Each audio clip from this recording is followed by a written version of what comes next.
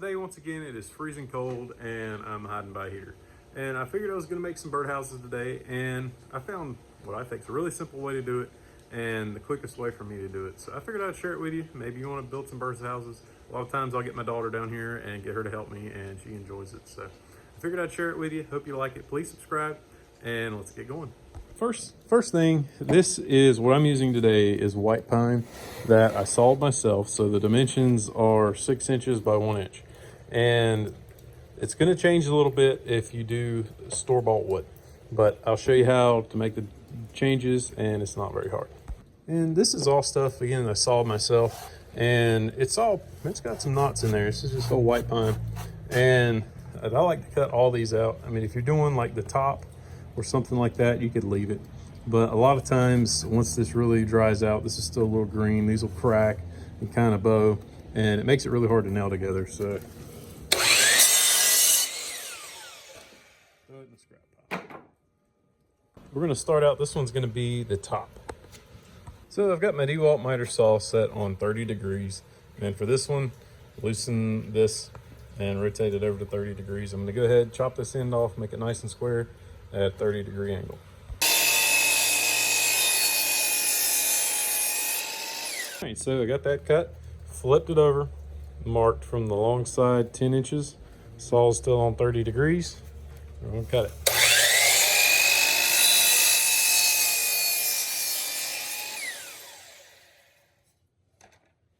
There we go, there's our top. All right, so I cut that knotty section out and got a 90-degree cut right here. Went ahead and marked for 14 inches. This will be for our back. There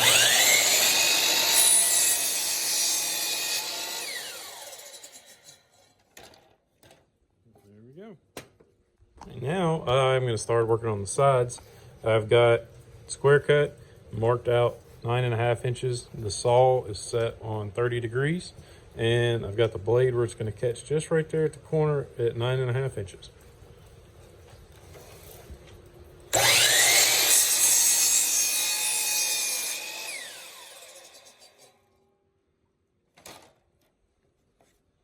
All right, one side down.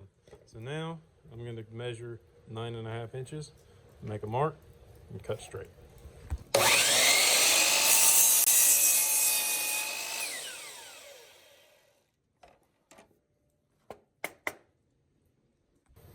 All right, so we've got our back and our sides cut along with our top. So the boards that I'm using are 1 inch wide by 6 inches. And store-bought wood is not going to be this dimension. And this is going to be the biggest change, but it's not a big deal. You're going to keep the top 10 inches long with 30-degree cuts, and you are going to keep the back 14 inches long. And the biggest determining factor is going to be the way you put the wood on. It's going to set on the face of the back, just like so. And you're going to get your measurements from here. So if it's not the same thickness, it's not a big deal. If it's 5.5 inches wide, like store-bought wood, by 3/4 inches thick, it's not going to be a big deal. So even though you're going to be a 1/2 inch narrower with 5.5 inch wood from the store, which is what 1x6s are from the store, it's not going to be a big deal because you're going to be a 1/4 inch narrower on your boards, and it's going to make up for that. So it's going to round up being about the same. So for these boards are 6 inches.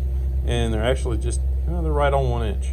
So this is all just rough cut stuff I cut myself. So it's kind of varies.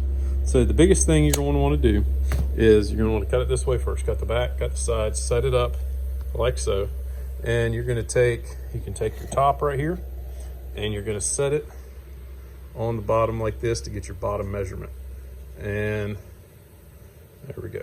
So you're going to go ahead and, if I find my ruler, so this one, because it is 1 inch, is 7 inches. So if you're using 3/4 boards, it's going to be 5.5 plus 3/4, which is going to be 6 1/4. As you can see on these I've already done, the bottom piece extends out and meets flush with the face of the birdhouse. And when I did my little drawing here, you can see I've got 6 7/8, but this one is 7 inches because the thickness of this wood, these are about 7/8. Well, probably 15/16, pretty close. So that was why the measurement's a little bit different. And it's going to vary because, I mean, you can use any type of scrap wood that you have to make these, as long as it's about 5.5, 6 inches wide. And it kind of just varies depending upon it. But as long as you go and start this way, do the back and the sides, and then measure up, you're gonna be good. All right, so I've got it marked out at I did a hair over 7, just so if I need to trim it, I've got a little extra and it'll sit flush.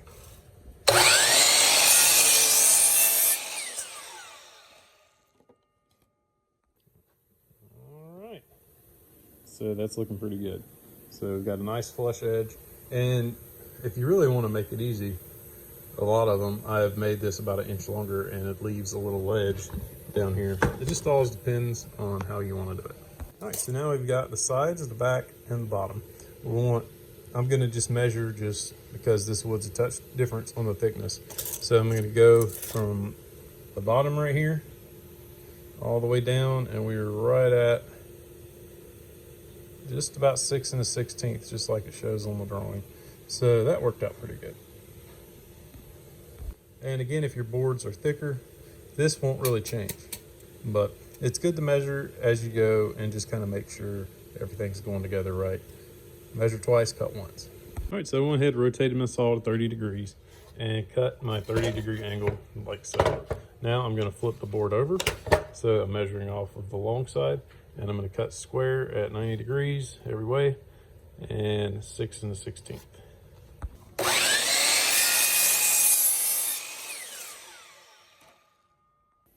So we've got our front cut here. We'll see how she lines up. So what you want is everything kind of pressed down, and it looks pretty good. And I did cut it just a touch on the other side of the line. I'd rather have a little bit of play, and you see this side just a touch long for whatever reason. And it could have been when I cut this 30 degrees right here, this board could have been just a touch long. So what I'll do is I will take just a smidge off this one and even them up pretty good, because this is not much. All right, so we got our bottom, sides, front, and top. And on this top, I did it a little bit different just to kind of make it easier. The profile is a little different than the ones I have been building. And all that is where I flip the board to make it a little bit easier to measure. You can do it either way. You can keep the same angle like these and keep the door like that, or top door, whatever you want to call it. You can keep it like that, or you can cut it like this. Either way, this makes it a little bit easier to measure. That way you just kind of got to guess a little bit, but on this it's not super precise. So anywhere 10, 10 and a half. If you want to make it longer, you can make it longer. If you want to make it flush, you can cut it right there flush.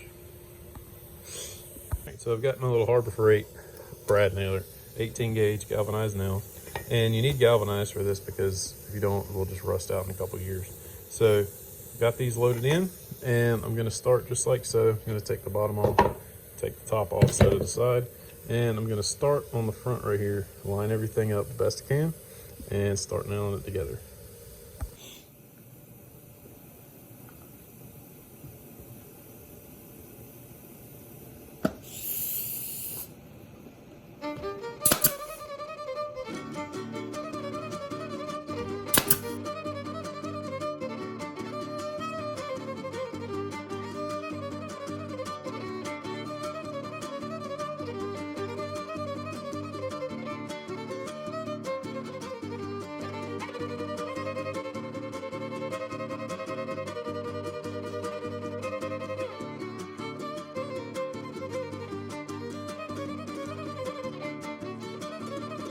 All right, so I got the front on and part of the back, but you want to make sure you get your corners lined up really good.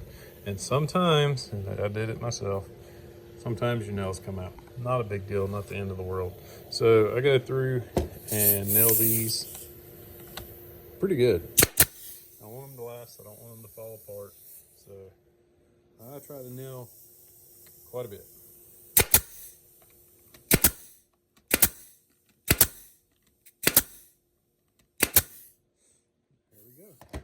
So now, I'm gonna flip it over, set it on the board, and I make the boards a little bit long. You could make them shorter and keep them where, save a little bit of wood. But I like, whenever I hang them, I like to pre-drill a hole in them and hang a screw in the bottom and a screw in the top. That way it can't blow around and it's a little more secure. So that's why I leave this board a little bit long. And I like to leave, I don't ever measure it, I just kind of guess. About 1 inch probably on the bottom. Yep, right at 1 inch. And that way I can get a screw in the bottom. So I'm gonna flip this thing over and nail the bottom. All right, so I've got it flipped over and I'm just gonna nail the back on really good. Got my inch overhang down here. This board is just a touch wider than the other ones. It's all the same board, but whenever I sawed it, one side must have been up just a little bit more. So not a big deal. I'm just gonna have a little bit of overhang, which I think will look just fine. So I'm gonna go ahead down through here and nail it all together.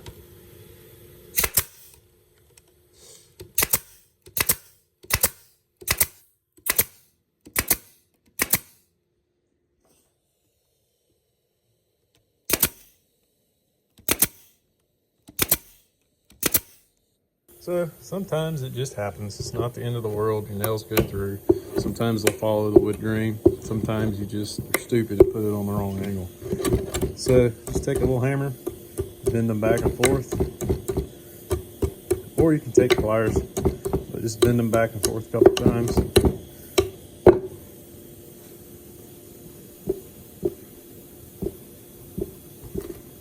And they'll just break right off. Now, good, isn't it? Can't even tell. All right, so I came up 4.5 inches and right in the middle, 3 inches. And I'm gonna go ahead with a hole saw and drill my hole. So I'm gearing these more towards bluebird houses. And for an eastern bluebird, from what I can find, 1 3/8 inches, 1.5 inches is about right for that. And it all depends on the type of bird. You can just do a quick Google search and it'll tell you the size hole you need for the bird species that you're going after for the houses.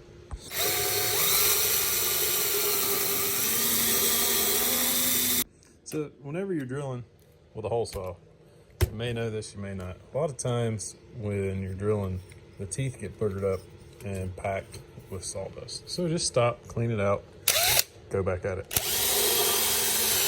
So this is 1 3/8 and I've read where 1 3/8 is good for bluebirds. I've also read where 1.5 inches. Don't have an 1.5 inch hole saw, but a lot of times I've also read they like a little bit of an oblong hole. So a lot of times when I'm drilling these, I will kind of rock my saw back and forth and kind of oblong the hole a little bit where they can still get in. Maybe make it a little bit favorable for them. I don't know. All right, so I got my hole for what hopefully will be the right size for bluebirds.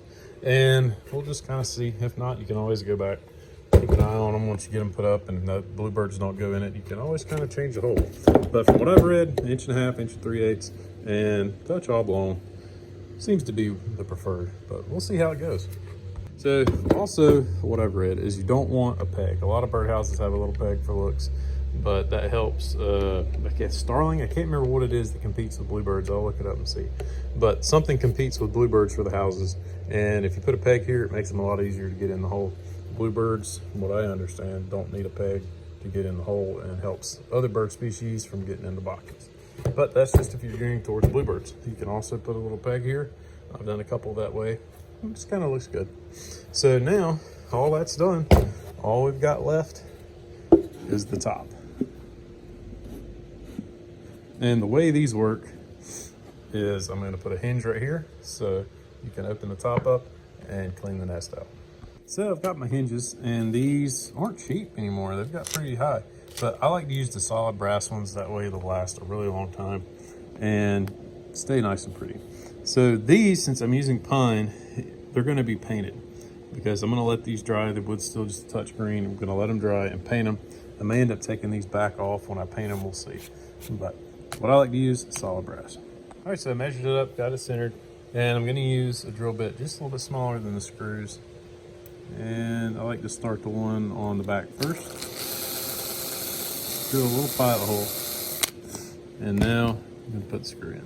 So you just do that for all these. And on the ones going into the top or the door, whatever you want to call it, because it is going to be a door so you can clear the nest out, I like to angle them in just a touch. Got a bunch of junk on my bit here. So I forgot. The only bad thing about this brand that I cannot stand is you need, I can't remember the number two. A number 2 chuck is just too big. So you got to get the old smaller bit out to get them in. All right, so I forgot about that. So let's get the old screwdriver out, get these put in. So on these, because we're at such an angle, I like to angle it makes it look a little bit off, but I like to angle my screws in just a touch so they'll hold a little bit better in my opinion. Because if you get them right at the angle, you're just going in right like that. I like to get them up a little bit. All right, got that all done. And you can see it does kind of make the heads come out a little bit different, but I think it's a little bit stronger. So there we go. We got our house all done, and it's a nice little door on it to clean out the nest. So that was quick, easy, and I think it didn't take me long. If you don't have a nail gun, it's not a big deal. You can hand nail it, you can screw it, you can do however you want to, but this is the way I found that I think is probably the easiest birdhouse ever. So if you have a miter saw, that is a big plus. If you don't have a miter saw, it's not a huge deal. You can leave this squared, but you kind of want this angle to be the same 30 degrees, and this 30 degrees and that 30 degrees, which isn't a huge deal. If you don't have a miter saw, you can do it by hand, but I think a miter saw would help you out a lot. And there's a lot of things you can change on these. I've done them all different ways. I've done them where you make the door like this instead of like this. I think this kind of looks good though. It's going to shed water off pretty good, and the water will shed off the end and not get in the grain of the wood. But again, these are going to be painted, so it's not a big deal. As long as you look for the wood thickness and do it like I said, where you do the back and then the sides, take your measurements, you'll be good to go. And this is another style with the peg. You can do a little peg, just take it on your sander and grind it down, drill a hole, drive it in. So any way you want to do it, it's really versatile, really easy to do. And my daughter likes doing it with me. So a lot of times I'll get her down here and get her to help me make them. So whenever you decide you want to build birdhouses, the things you got to look for is kind of what you want to decide on is, do you want it painted? Do you want it stained? How do you want the finish to be? This is white pine, so it's not going to last forever. So I'm going to paint these before I put them up. And white pine, any type of pine, is cheap. It's really easy. Paint's pretty decently cheap. It doesn't take much paint to paint these, and it's just a good option. The other option, I made a lot of these out of white oak. White oak lasts for a really, really long time. Cedar will last for a really long time as well. So just kind of do a little research of your own and decide what kind of wood you want to use, depending upon if you want to paint it, if you want to do a mineral oil finish, varnish, however you want to do it. So to mount these, all I do is to take a drill bit a little bit bigger than the size, or about the same size as the screw I'm going to use. And on the bottom, I like to go in at an angle just so you can get the drill in and make it a little bit easier to get the screw in later. So there we go. Now we have a little pilot hole for our screw to go in. So whenever you mount these up, it makes it nice and easy. And on the top, you have two options. You can go in right above your little hinge, or you can take that center screw out and use that. A lot of times, I like to go just right above it. Well, that is it. It is all done, and I'll give these a little bit of time to dry. Just a little more. They're pretty close, but I'm going to let them dry a little bit longer since I'm going to paint them. And I'll take a little bit of sandpaper, just kind of rough it up a little bit and clean it up and go to painting them. So I hope you liked the video. Hope you found these real easy to make. Hope you'll give it a try. And that's it. Well, that's going to be it for this one. I hope you liked it. And I hope you give these little birdhouses a try. They're really easy to make. It doesn't take long. Miter saw helps a lot, and nail gun helps a lot, but you don't have to have all that stuff. So that's just something I like to do, make little birdhouses when it's freezing cold and I need somewhere warm to hide. So hope you liked the video. Please leave a like, subscribe. We'll see you next time.